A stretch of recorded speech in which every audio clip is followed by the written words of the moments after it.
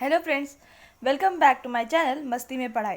तो आज के इस वीडियो में हम लोग cell, its functions and its structure को पढ़ने वाले हैं, जो कि हमारे बुक का पहला चैप्टर है क्लास 8 के। So without delaying let's begin the video.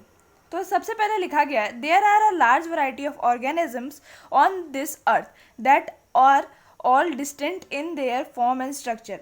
तो यहाँ पे बताया जा रहा है कि हमारे अर्थ पे बहुत सारे ऑर्गेनिज्म को फाइंड किया जाता है जो कि अपने स्ट्रक्चर में और अपने फॉर्म में दोनों में ही डिफरेंट होते हैं। However they all possess similarity in the basic structures and functions. पर उनके जो स्ट्रक्चर्स और फंक्शन होते हैं वो एक कॉमन चीज़ और उनमें एक सिमिलैरिटी होती है। Just as a building is made up of bricks, similarly the bodies of all the plants and animals are made up of cells.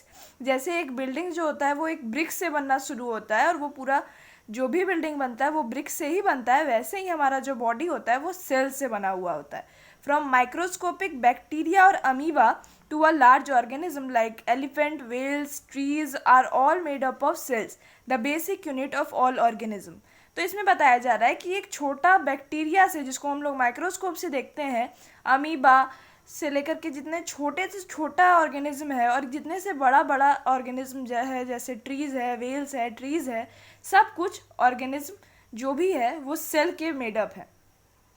Some cells exist as unicellular organisms, single celled individuals, while others are a part of multicellular organisms। तो मतलब है कि कुछ ऐसे sales होते हैं जो unicellular मतलब एक ही सेल से बने हुए होते हैं, और कुछ ऐसे सेल्स होते हैं जो मल्टी सेल्स होते हैं, मतलब उसमें बहुत सारे सेल्स से बन करके एक ऑर्गेनिज्म रेडी होता है।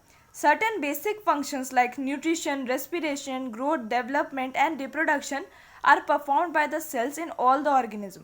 तो मतलब जो भी फंक्शंस है, जैसे न्यूट्रिशन हो गया, रेस्पिरेशन हो गया, ग्रोथ हो गया, डेवलपमेंट हो गया, रिप्रोडक्शन हो गया, सारे के सारे फंक्शंस जो है वो सेल के द्वारा ही परफॉर्म किए जाते हैं। These functions are essential for the survival of organism. और ये सारे के सारे ऐसे फंक्शन होते हैं जो कि एक इंसान को जिंदा रहने के लिए नेसेसरी हैं। We therefore regard the cell as the basic structural as well as the functional unit of all living organism। तो इसीलिए हम लोग सेल को अपने जीवन का structural as well as functional unit कहते हैं।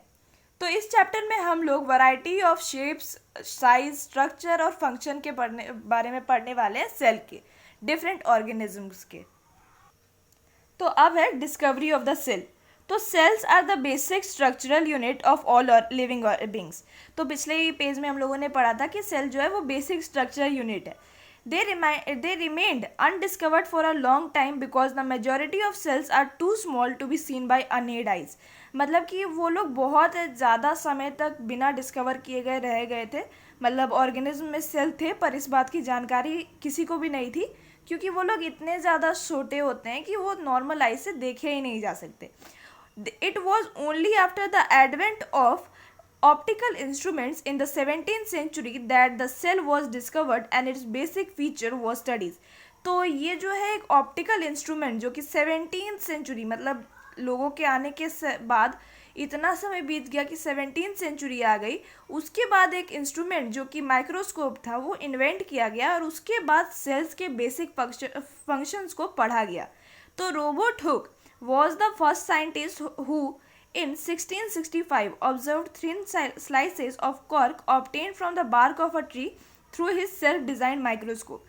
तो 1665 में रोबर्ट हुक जो कि एक साइंटिस्ट थे और वो पहले साइंटिस्ट बने सेल के बारे में पढ़ने वाले और उनके बारे में जानकारी दुनिया को देने वाले साइंटिस्ट बने जो पढ़ाई किए थे इस बारे में।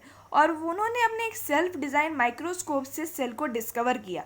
उन्होंने ऑब्जर्व किया कि उनका एक हनी कॉम्ब लाइक स्ट्रक्चर था, मतलब जो मधुमक्खी का छत्ता होता है ना जिसमें लिटिल लिटिल कंपार्टमेंट्स होते हैं, वैसे ही सेल का शेप था। और सेल जो है वो एक लैटिन वर्ड में उसका मतलब होता है लिटिल रूम। ठीक है, सेल जो है वो एक लैटिन वर्ड है, ये चीज़ एग्जाम्स में आ सकते हैं कि सेल किस टाइप का वर्ड है। तो सेल एक लैटिन वर्ड है जिसका मतलब होता है लिटिल रूम्स। क्योंकि वो बहुत ही ज़्यादा छोटे थे इसीलिए उनका जो नाम रखा रोबर्ट हुक ने, उन्होंने सेल रख दिया। It was later explained that these compartments were actually dead cells bound by a cell wall. और ये चीज़ बाद में डिस्कवर की गई थी कि वो जो छोटे छोटे सेल्स के थे, लिटिल रूम्स कंपार्टमेंट जैसे, वो एक्चुअली में डेड सेल्स थे और वो एक सेल वॉल से बाउंड हुए थे। ये रॉबर्ट हुक है, बहुत ही अजीब सा इनका हुलिया है, आप लोग देख ले।